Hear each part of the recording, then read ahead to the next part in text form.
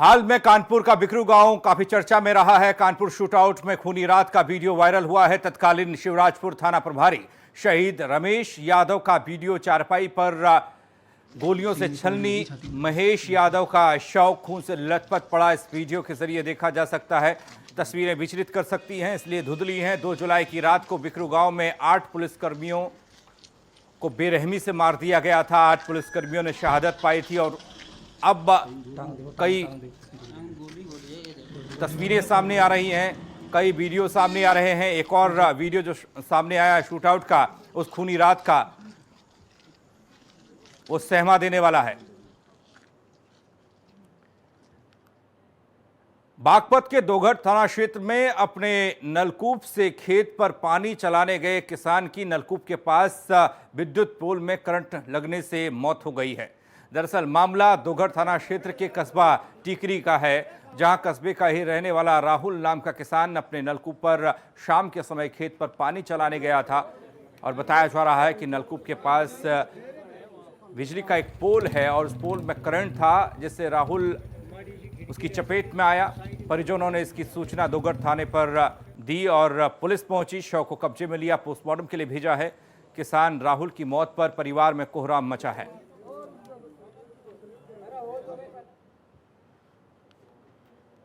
भाड़ जाता है खेत में रहेगा भाई, और उसका बिजली तो करंट लग गया, हाथ लग गया, पाया ये बता रही गाँव वाले तान का लग रहा, उसका वही एक्सपायर हो गया। पीछे से मरा बहन होता, इनके पापा थे वे भी मार दिए से खेत में होते। क्या करने के लिए आए थे? ये खेत में रोटी लेने के लिए आया था। फिर माड़ी भाड़ जाए इनके तो वो लड़का भी बोलू बता रहा, बोला रोटी काट के और वह रोटी मेरी बुग्गी में गिर दी थी। अंदाजा 11 बजे की बात है।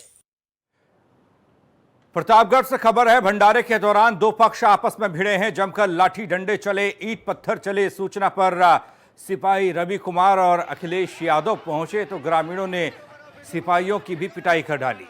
सूचना पर कई थानों की फोर्स पहुंचाई गई। ग्रामीणों पर जिस तरीके से, देखिए ग्रामीण किस तरीके से पुलिस पर भी हमला कर रहे हैं। इसके बाद ग्रामीण घर छोड़कर फरार हो गए। संग्रामगढ़ थाना क्षेत्र के धदवल में हो रहा था ये भंडारा। धदवल और भरदारपुर के ग्रामीण आपस में भिड़े थे, जिसके बाद सूचना पुलिस को दी गई तो पुलिस के 2 सिपाही पहुंचे। ग्रामीणों ने सिपाहियों पर भी हमला किया। पुलिस का मारा था, देखा था, पुलिस का मारा था।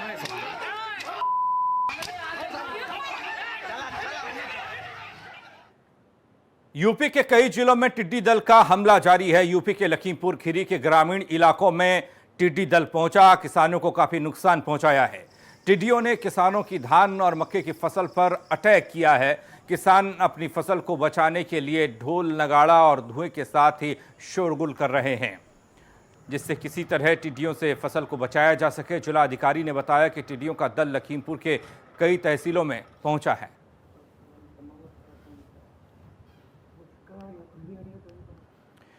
मऊ जिले के बेलभद्रपुर गांव में एक छात्र की जर्जर हालत में बना स्कूल का गेट गिरने से मौत हो गई। छात्र की मौत से गुस्साए ग्रामीण और परिजनों ने गांव को जोड़ने वाली सड़क पर जाम लगाया घंटों तक और मुआवजे की भी मांग की है। आखिर लापरवाही किसकी है?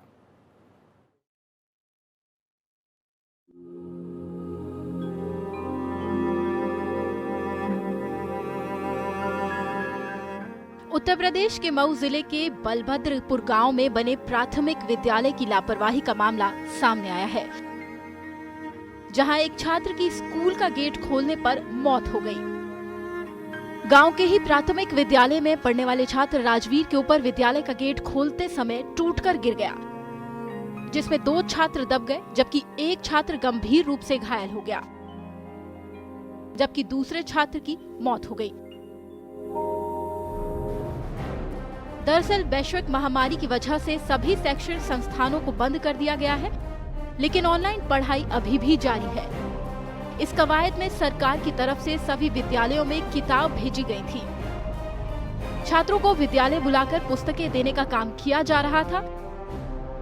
इसी बीच बुलाए गए छात्र राजवीर हादसे का शिकार हो गया।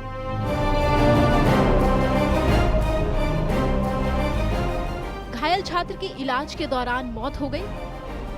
जिसके बाद गुस्साए ग्रामीणों ने एकजुट होकर बेलभद्रपुर गांव को जोड़ने वाली मुख्य सड़क को जाम कर दिया।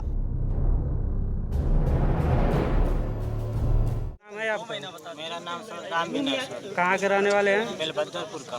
क्या मामला है कि आप लोगों ने घोसी मधुबन मार्ग को जाम कर रखा है? सर मेरा बच्चा स्कूल में मास्टर साहब बुलाए थे किताब देने के लिए, वहाँ पे वो गया था और वो स्कूल का जो गेट था वो अभी 3-4 महीना का उस पर काम हुआ था, वो घटिया क्वालिटी से काम हुआ था वहाँ पे, और वहाँ पे गया था हमारा बच्चा और वो गेट गिर गया और वो गंभीर रूप से घायल हो गया और उसको हम लोग अस्पताल लेके गए, वहाँ पे उसकी डेथ हो गई।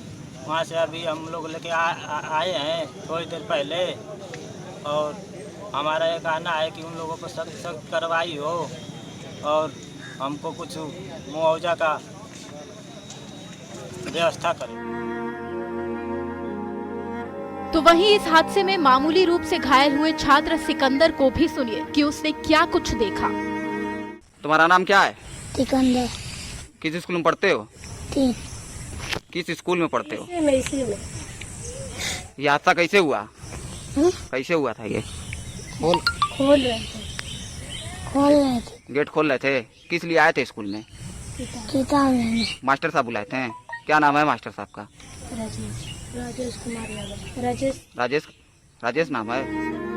इस पूरे मामले में मृतक छात्र के पिता राम विनय ने 4 लोगों पर मुकदमा दर्ज कराया है, जिसमें विद्यालय को बनाने वाले ठेकेदार, ग्राम प्रधान, बीडीओ और बीएससी के खिलाफ लापरवाही का मुकदमा दर्ज कराया गया है।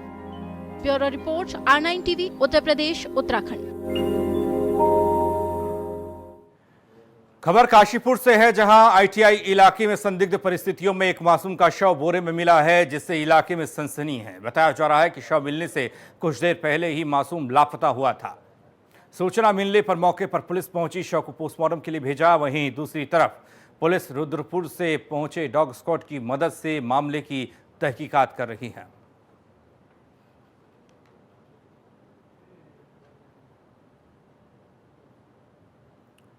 काशीपुर से खबर, आईटीआई इलाके में सनसनी है, बोरे में मिला मासूम का शव।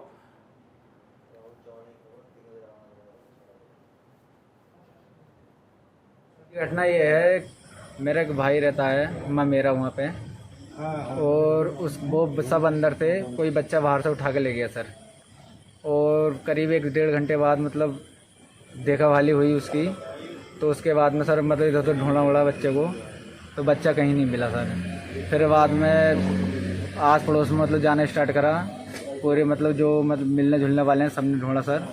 फिर करीब 400-500 मीटर की दूरी पे बच्चा वो नाले के मतलब आइजल का नाला है सर, उसमें मिला था कट्टे के अंदर।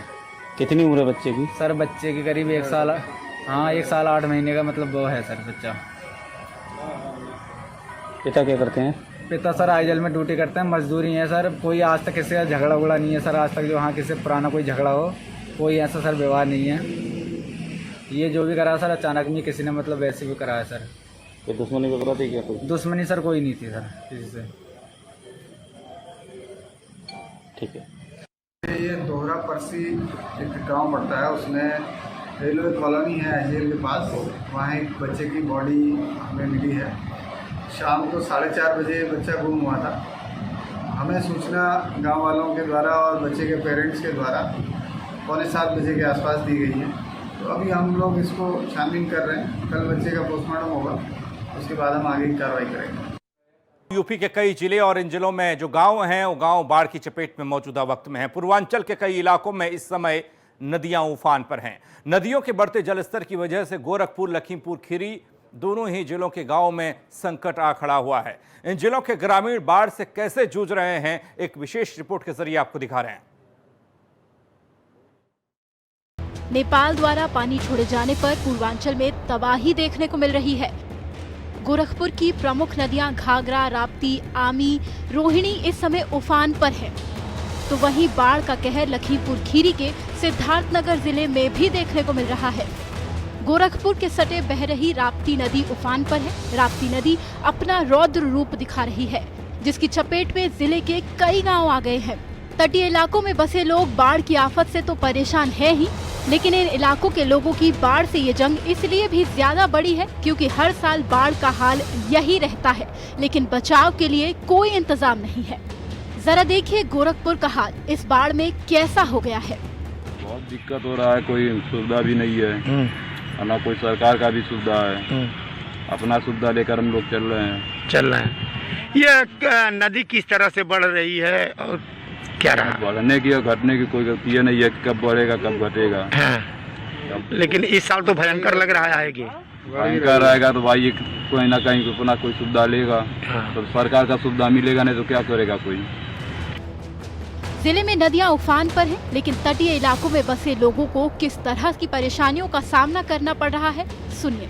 गोरखपुर जिले की प्रमुख नदियां इस समय उफान पर हैं। आपको हम बता दें, घाघरा नदी, आमी नदी, रोहिणी, कुआनो, साथ ही साथ राप्ती नदी भी इस समय उफान पर है। इस समय हम गोरखपुर के पश्चिम इलाके में बहरामपुर गांव के पास मौजूद हैं, जहां आप देख सकते हैं तस्वीरों में कि बड़े पैमाने पर यहाँ पर बाढ़ से लोग घिरे हुए हैं और किस तरीके से अपना जीवन यापन कर रहे हैं। साथ ही साथ आप इन तस्वीरों में देख सकते हैं, नाव के सहारे लोग गांव से निकल करके ऊंचे स्थान पर जाने के लिए मजबूर हो गए हैं। साथ ही साथ हम ये भी बताना चाहेंगे कि हमारे साथ कुछ लोग मौजूद हैं। किस तरह से आप लोग पीड़ित हैं? आगे आइए, आगे आगे।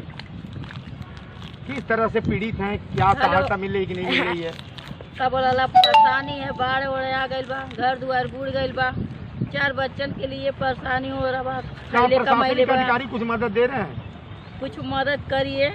प्रशासनिक अधिकारी कुछ दे रहे हैं आप लोगों को? प्रशासन बोलिए भाई साहब। सबसे बड़ी बात रही, आप भी आ जाइए कि क्या प्रशासनिक अधिकारी कुछ मदद दे रहे हैं? खाने पीने का बाढ़ आ गया है, सब झोपड़ी उपड़ी है, सिर्फ उसके अलावा कुछ नहीं है।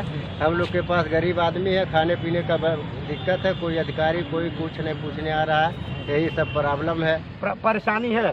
साथ ही साथ आपने देखा कि जो लोग पानी में डूबे हुए हैं उन लोगों का कहना है कि हम गरीब हैं, असहाय हैं।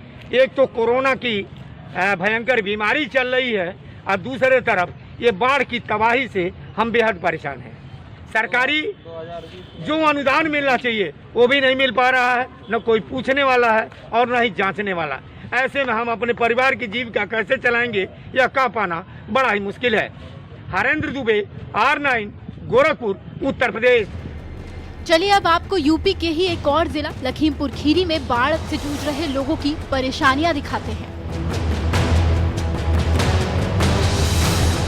जिले के कई गांव जलमग्न हो गए हैं। जिले में मोहना नदी और करनाली नदी का जलस्तर खतरे के निशान पर है। तो वहीं जिले के चौगुर्जी गांव जो 2 नदियों के बीचों बीच बसा है, वहां के ग्रामीणों को खासी परेशानियों का सामना करना पड़ रहा है।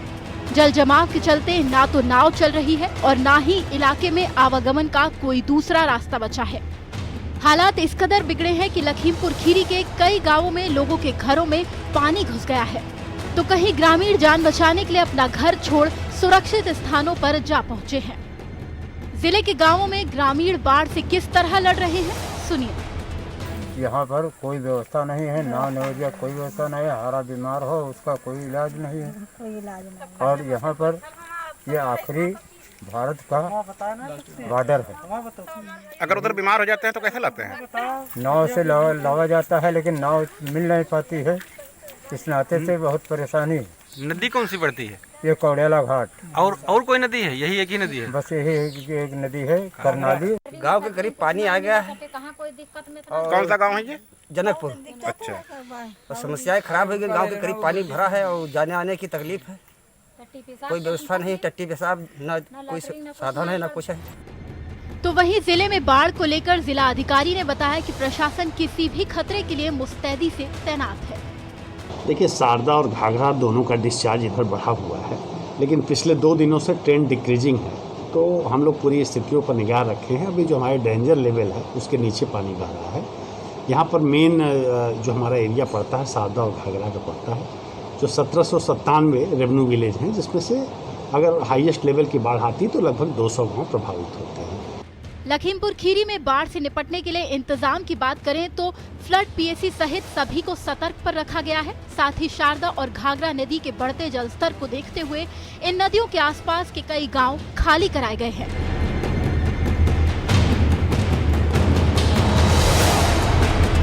Bureau report R9 TV, Uttar Pradesh, Uttarakhand. और अब आपको एक ऐसी खबर दिखाने जा रहे हैं। लापरवाही तो नगर पालिका की है, लेकिन खामियाजा जिले के पूरे वार्ड को भुगतना पड़ रहा है। सिद्धार्थनगर से खबर है, आदर्श नगर पालिका बासी के प्रताप नगर में करीब 15 दिनों से बरसात का पानी भरा हुआ है। तस्वीरें आपके सामने गवाह हैं। वार्ड के 60% घरों में पानी घुस गया। इस वार्ड में रहने वाले लोगों को काफ़ी परेशानियों का सामना करना पड़ रहा है। कई घर तो ऐसे हैं जो पूरी तरह से पानी से घिरे हुए हैं। चारों ओर से पानी ने घेर रखा है घरों को। इसके पीछे की वजह जल निकासी की समुचित व्यवस्था न होना है। कस्बे में सड़क का निर्माण हो रहा है। सड़क निर्माण के साथ बनाए गए पुल से जल निकासी सही ढंग से न होने से इस वार्ड के घरों और गलियों में पानी ही पानी नजर आ रहा है। चेयरमैन का आरोप है कि नगर पालिका की भी बड़ी लापरवाही है। 15 दिनों से वार्ड के अधिकांश लोग पानी जमा होने से परेशान हैं। पानी में घुसकर आने जाने को मजबूर हैं, लेकिन स्थानीय प्रशासन की नज़र शायद इन गलियों में नहीं जाती। प्रताप नगर वार्ड में पूरे नगर पालिका अभी तक समस्या नहीं आती थी। जब से NH 233 ने नाला निर्माण किया तो नाला निर्माण ऊंचा होने के कारण, बेड ऊंचा होने के कारण जल जमाव पानी जो जहां से आ रहा था वहां से जा नहीं पा रहा है। इसलिए नगर पालिका ने NH 233 की लापरवाही की वजह से ये दिक्कतें पूरे बासी नगर में है। जल निकासी की समस्या सबसे बड़ी ये है कि NH 233 पे जो नाला और सड़क बना दिया गया है, उससे आज 2 वर्षों से हमारे प्रताप नगर वार्ड में भीषण जल जमाव की समस्या उत्पन्न हो गई है। 15 दिन से पूरा पानी भरा हुआ है। यहाँ न कोई शासन प्रशासन कोई ध्यान नहीं दे रहा है, न कोई यहाँ आ रहा है। हम लोगों की स्थिति ये है कि बाहर निकलना मुश्किल हो गया है। लखीमपुर खीरी के नेपाल बॉर्डर के गौरी फंटा मार्ग पर उस समय हड़कंप मच गया जब हाथियों का झुंड जंगल से निकलकर रोड पर आ खड़ा हुआ। घंटों सड़क पर हाथियों के खड़ा होने से लोगों के वाहन इधर उधर खड़े रहे। दुधवा नेशनल पार्क से आए दिन जंगली हाथी कभी कभार रास्ते में आ जाते हैं, सड़क में आ जाते हैं और घंटों ये सड़क पर मौज काटते हैं। वहीं आसपास के गांवों में घंटों दहशत का माहौल भी बना रहता है। जंगली हाथी अपनी मौज मस्ती करने के बाद वापस जंगल लौट जाते हैं, तब जाकर ग्रामीण कहीं राहत की सांस ले पाते हैं। आवागमन पूरी तरह से हो पाता है। तस्वीरों में देख सकते हैं किस तरह से हाथी अपने परिवार के साथ झुंड में सड़क पर पहुंचे हैं और रास्ता बंद हुआ है।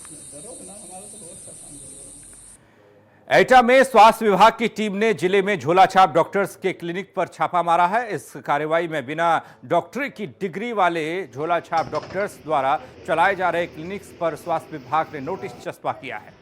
दरअसल एटा शहर में चल रहे अवैध क्लिनिक पर स्वास्थ्य विभाग ने छापेमारी की कार्रवाई को अंजाम दिया। इसमें कई झोलाछाप डॉक्टर्स अपने क्लिनिक छोड़कर भाग गए। कहीं मकान में क्लिनिक चल रहा था, झोलाछाप डॉक्टर बैठा था, डॉक्टर ने दरवाजे नहीं खोले, जिसके बाद स्वास्थ्य विभाग ने ऐसे अवैध क्लिनिक्स पर नोटिस चस्पा किया है। वहीं मुख्य चिकित्सा अधिकारी डॉक्टर अजय अग्रवाल ने बताया कि हमें सूचना मिली थी कि कुछ लोग संदिग्ध गतिविधियों में लिप्त हैं, जिसके बाद इस कार्रवाई को अंजाम दिया गया। नाम के डॉक्टर साहब के बताया गया कि वो सुबह ही बाहर गए हैं और दूसरे के नाम के डॉक्टर साहब वहाँ पर बता रहे थे वो MBBS से उपलब्ध है। उनको भी नोटिस दे दिया गया है और संपूर्ण जानकारी चाहिए है। गोरखपुर जिले में कई ऐसे गांव आज भी हैं जो विकास और सरकार की योजनाओं से काफी पीछे हैं, वंचित हैं। गोरखपुर जिले से 25 किलोमीटर दूर स्थित जंगल कोड़िया विकासखंड के करहिया गांव में आज भी विकास नहीं हो पाया है। आजादी से लेकर आज तक गांव को जोड़ने के लिए कोई संपर्क मार्ग तक नहीं बन पाया। गांव के लोगों को सरकार की योजनाओं का लाभ नहीं मिल पाता है। सरकार लोगों के लिए तरह तरह की योजनाएं चला रही हैं, लेकिन करहिया गांव के लोग सभी योजनाओं से काफी दूर हैं।